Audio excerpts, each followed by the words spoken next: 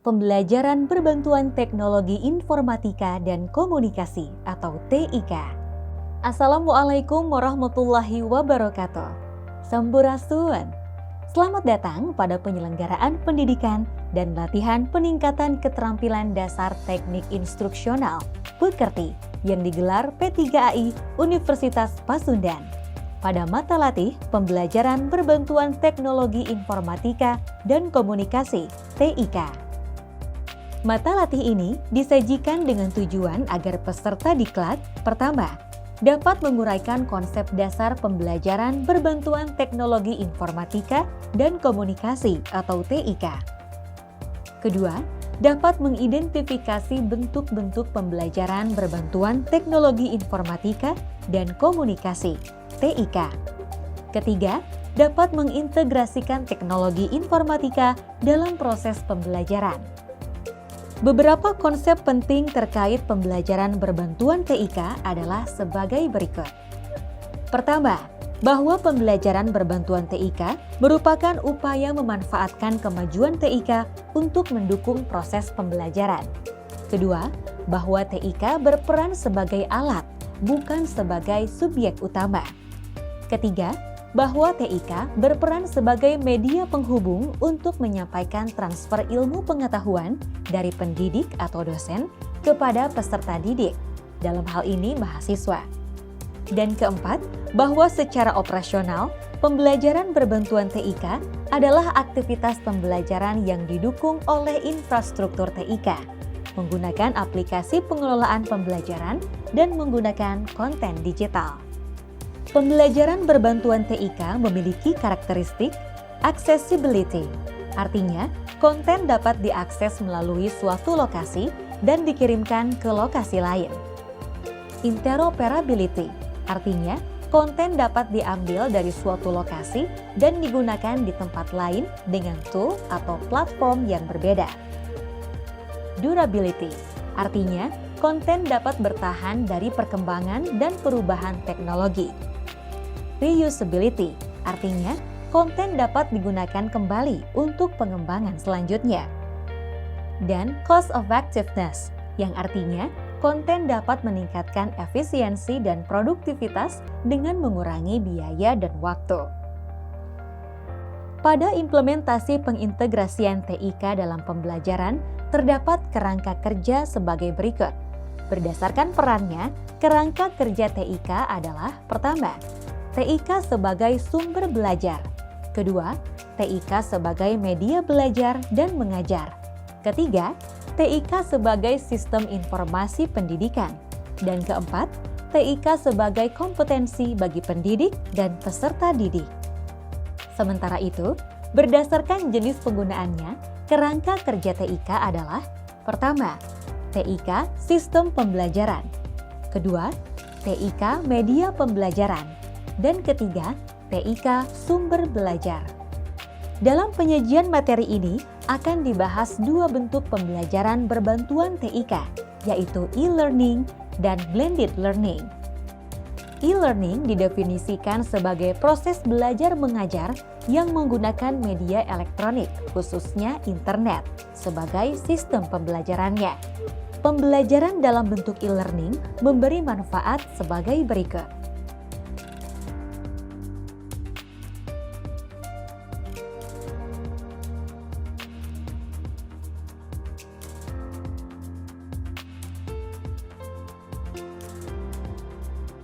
Pembelajaran berbantuan TIK dalam bentuk e-learning tidak selalu berjalan lancar. Kadangkala pelaksanaan e-learning terkendala beberapa hal sebagai berikut. Pertama, literasi teknologi sebagian pengajar atau dosen masih kurang. Berikutnya, koneksi internet yang kurang baik, paket data yang belum maksimal atau perangkat yang belum siap. Selanjutnya, platform atau aplikasi yang digunakan masih belum maksimal. Bahkan, pengajar atau dosen tidak disiapkan untuk pembelajaran secara fully online. Namun demikian, kendala bukan penghalang yang mutlak. Kendala dapat diatasi dengan alternatif solusi, diantaranya pengajar atau dosen harus mau belajar lebih tentang dunia teknologi. Cari informasi di internet mengenai metode pembelajaran efektif. Gunakan platform yang mudah dikuasai, terjangkau, dan tidak terlalu banyak maintenance. Dalam implementasi e-learning, diperlukan sebuah perangkat lunak yang menjamin berlangsungnya interaksi antara mahasiswa, dosen, dan sumber-sumber belajar, sehingga capaian pembelajaran lulusan dapat dicapai. Perangkat lunak ini disebut Learning Management System atau LMS. LMS banyak tersedia di pasaran dunia maya. Ada kelompok LMS yang bersifat komersial seperti Blackboard, WebCity, dan sebagainya. Tersedia pula LMS yang bersifat open source seperti A-Tutor, Clearline, Dokeos, Ilias, Moodle, Sakai, Google Classroom, Edmodo, Schoology, dan sebagainya. Open source atau OS adalah kode sumber perangkat lunak yang tersedia untuk umum, serta terbuka untuk perluasan dan modifikasi sesuai kebutuhan pengguna. Semua LMS memiliki fitur-fitur standar, tetapi masing-masing juga memiliki kekhasan yang menjadi ciri keunggulannya. Fitur-fitur standar LMS terbagi atas 3 kelompok, yaitu perangkat pembelajar, learner tools, perangkat pendukung, support tools, dan perangkat teknis, technical tools. Masing-masing kelompok fitur memiliki turunan-turunannya. Apa fungsi LMS dalam e-learning? Berikut beberapa fungsinya.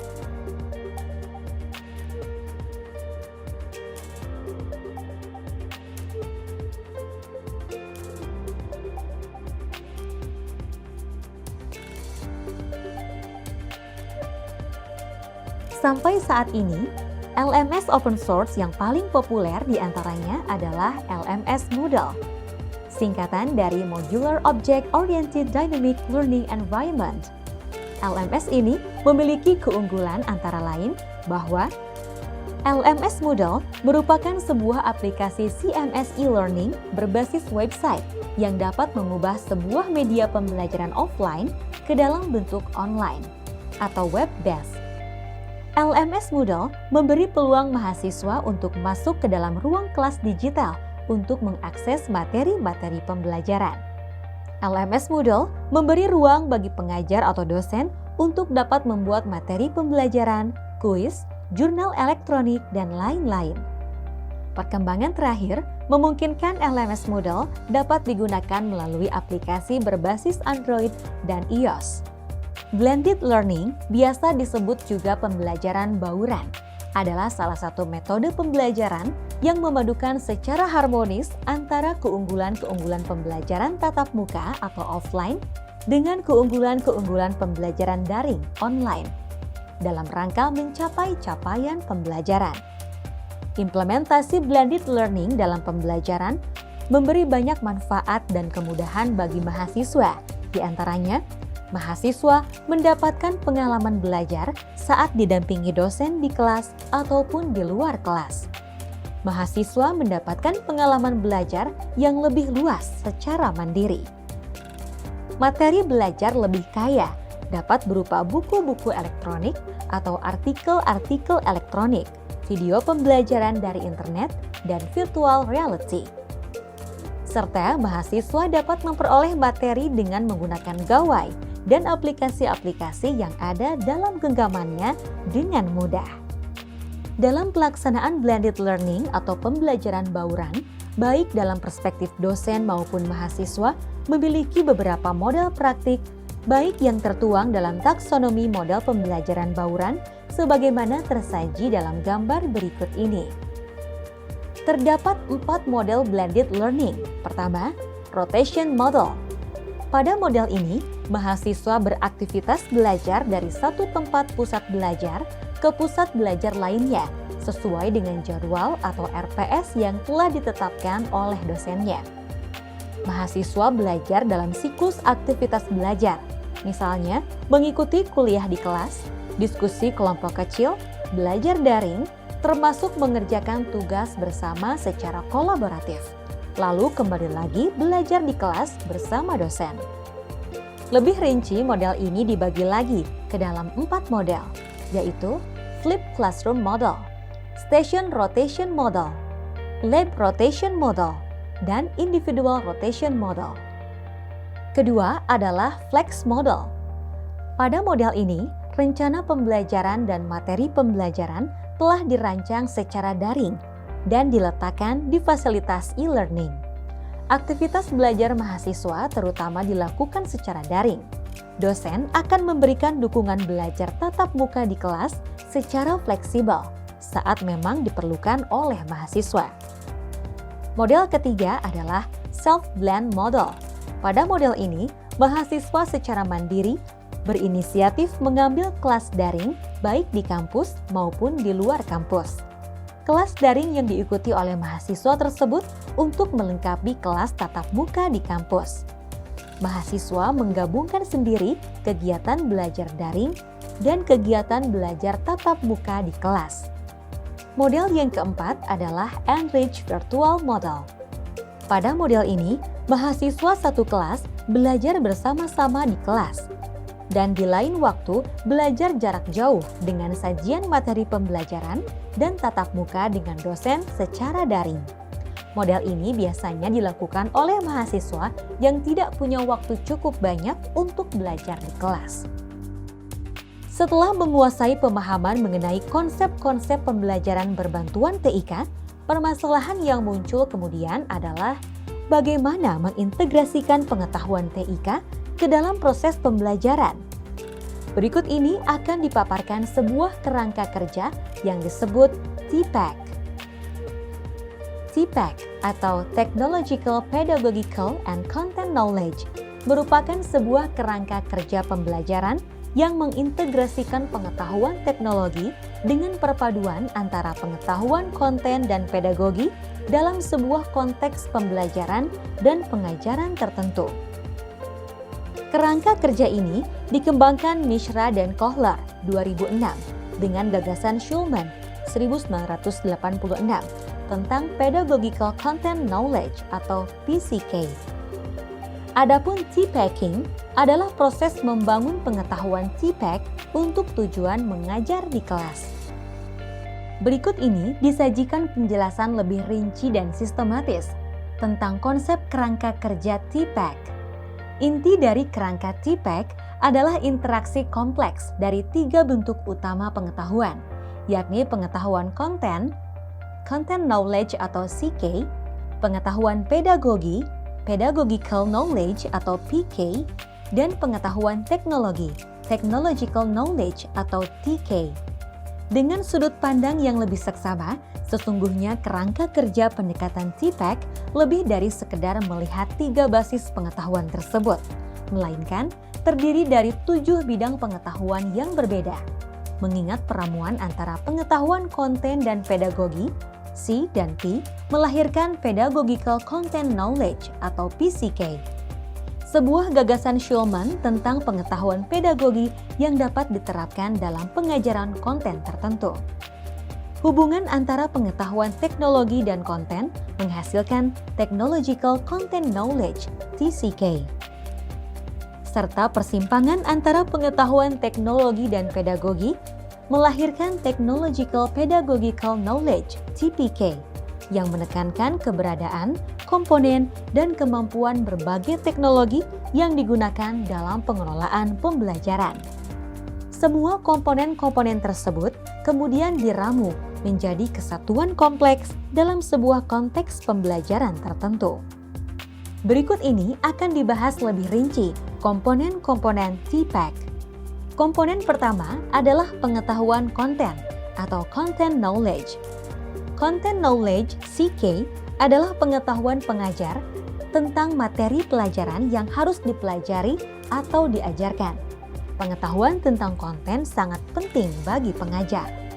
Pengetahuan ini meliputi konsep, teori, ide, kerangka organisasi, kesaksian dan bukti, serta praktik-praktik dan pendekatan untuk mengembangkan pengetahuan tersebut. Setiap bidang kajian memiliki sifat pengetahuan dan penyelidikan yang berbeda jauh dengan bidang kajian lainnya. dan pengajar harus memahami dasar-dasar pengetahuan lebih dalam tentang disiplin ilmu yang mereka ajarkan. Komponen kedua adalah pengetahuan pedagogis atau pedagogical knowledge. Pedagogical knowledge (PK) adalah pengetahuan mendalam yang dimiliki pengajar atau dosen tentang proses dan praktik atau metode pengajaran dan pembelajaran. Secara generik, bentuk pengetahuan ini berupa pemahaman bagaimana peserta didik belajar atau mahasiswa belajar, keterampilan umum manajemen kelas, perencanaan pembelajaran, dan penilaian terhadap kemajuan belajar peserta didik. Komponen ketiga adalah pengetahuan teknologi atau technological knowledge. Technological knowledge (TK) dalam konteks TPEC memerlukan pemahaman yang lebih dalam dan lebih esensial dalam penguasaan teknologi informasi untuk pengolahan informasi, komunikasi, dan pemecahan masalah. Pengetahuan teknologi dalam konteks ini mengharuskan orang memahami teknologi informasi yang cukup luas untuk menerapkannya secara produktif dalam pelaksanaan pekerjaan dan kehidupan sehari-hari. Komponen keempat adalah pengetahuan konten pedagogis atau Pedagogical Content Knowledge (PCK). Pedagogical Content Knowledge adalah gagasan tentang transformasi dari materi pelajaran ke pengajaran. Khususnya, transformasi ini terjadi ketika pengajar atau dosen menafsirkan materi pelajaran, menemukan beberapa cara untuk mempresentasikannya, serta beradaptasi dan merancang bahan ajar untuk konsepsi alternatif dari pengetahuan peserta didik sebelumnya.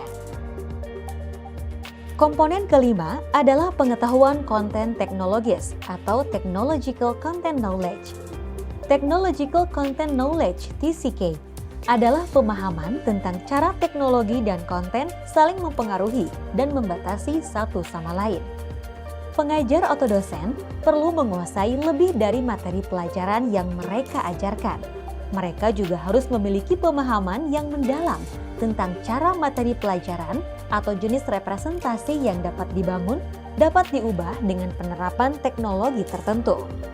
Pengajar atau dosen perlu memahami teknologi yang spesifik yang paling cocok untuk mengatasi pembelajaran mata pelajaran dalam domain mereka, dan bagaimana konten mungkin mengubah teknologi atau sebaliknya. Komponen keenam adalah pengetahuan teknologis pedagogis atau Technological Pedagogical Knowledge (TPK). Technological Pedagogical Knowledge merupakan sebuah pemahaman tentang bagaimana pembelajaran dapat berubah ketika teknologi tertentu digunakan dengan cara-cara tertentu. Ini termasuk mengetahui keterjangkauan dan kendala pedagogis dari berbagai alat teknologi yang berkaitan dengan desain dan strategi pedagogis yang tepat secara disiplin dan tahapan perkembangan. Komponen ketujuh adalah Technological Pedagogical Content Knowledge atau TPEC.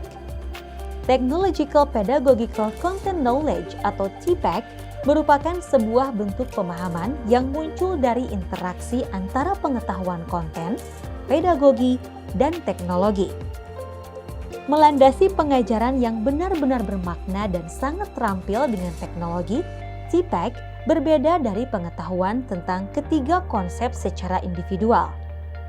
Sebaliknya, TPEC adalah dasar dari pengajaran yang efektif dengan teknologi, membutuhkan pemahaman tentang representasi dari konsep yang menggunakan teknologi, teknik pedagogis yang menggunakan teknologi dengan cara yang konstruktif untuk mengajarkan konten.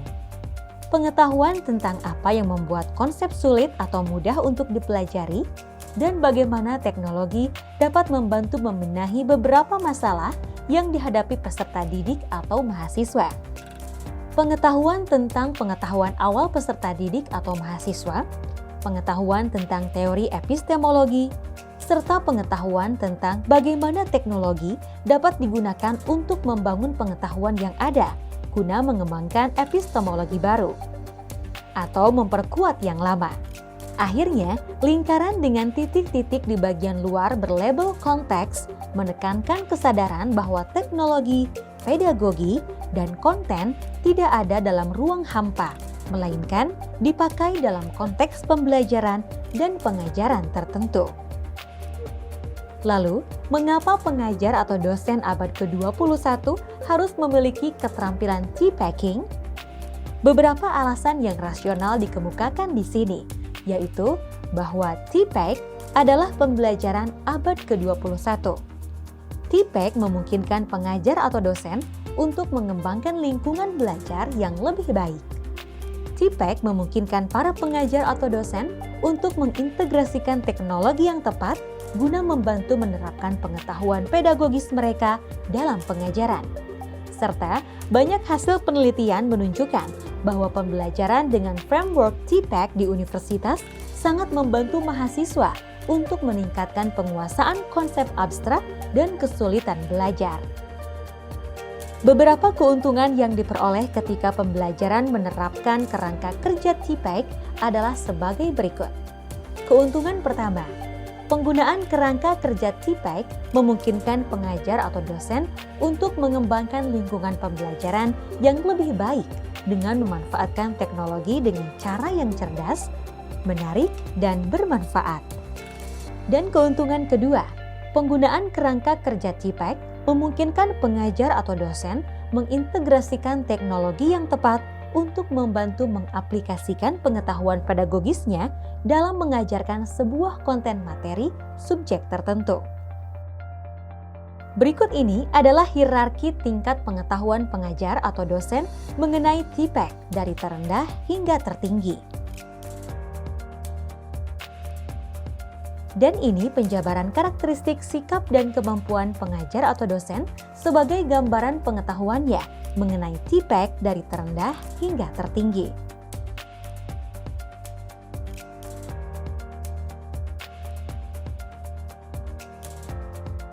Terdapat 5 kriteria yang menjadi rasionalisasi pemanfaatan kerangka kerja T-pack oleh pengajar atau dosen dalam merancang pembelajaran dengan teknologi.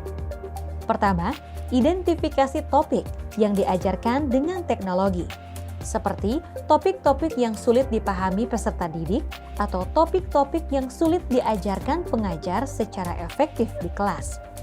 Kedua, identifikasi representasi untuk mengubah konten yang diajarkan ke dalam bentuk yang dapat dipahami peserta didik dan sulit untuk didukung dengan cara-cara tradisional.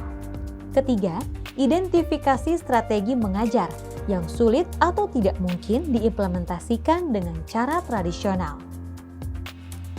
Keempat, pemilihan perangkat komputer yang tepat dan penggunaan pedagogi yang efektif.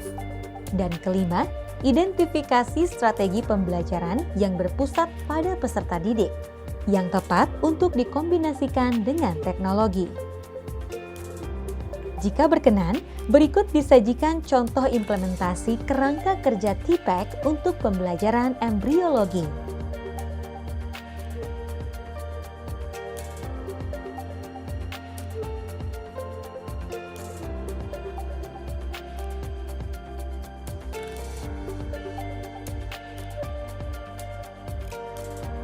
Demikian, Anda telah mempelajari materi pendidikan dan pelatihan Pekerti pada mata latih pembelajaran berbantuan teknologi informatika dan komunikasi atau TIK.